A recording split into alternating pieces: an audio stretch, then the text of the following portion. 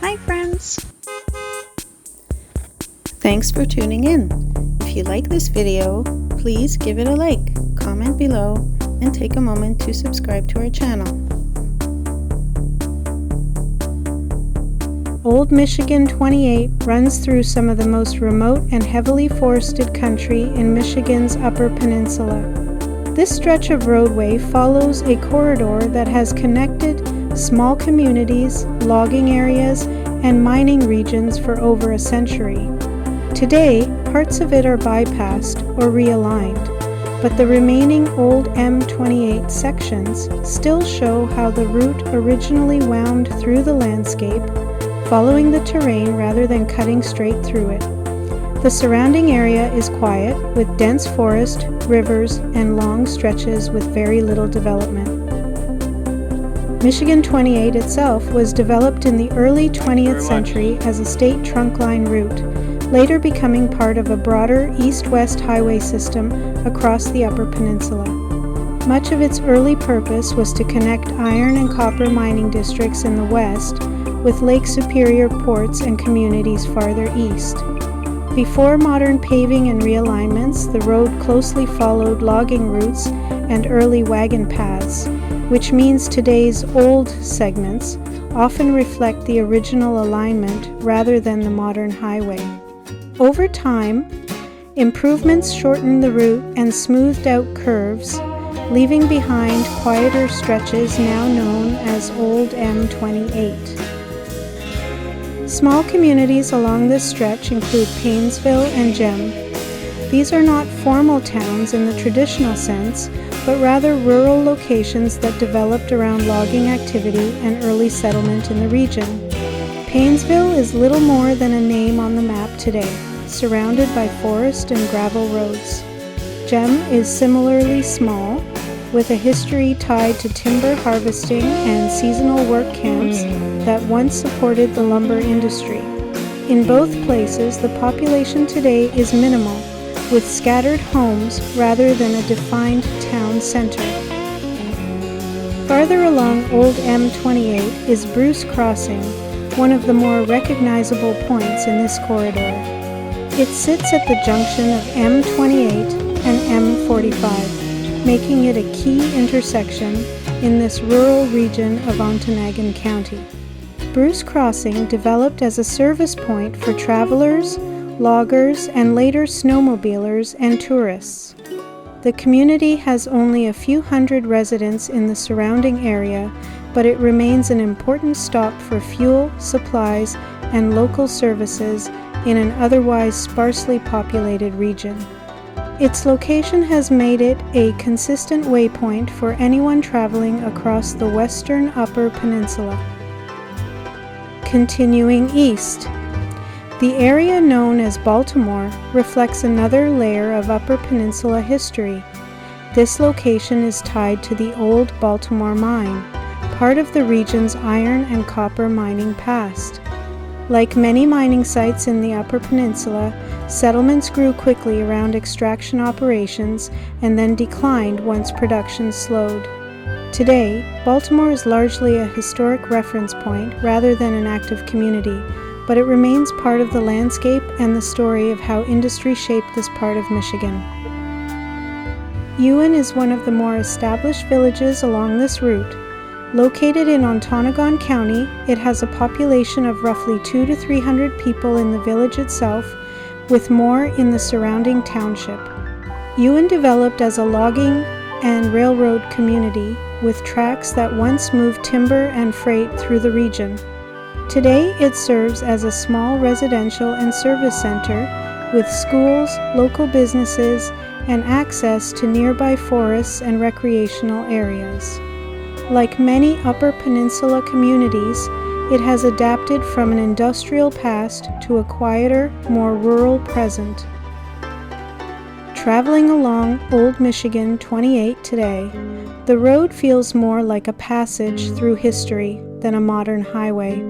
The newer alignments handle most traffic, leaving these older sections calm and lightly traveled.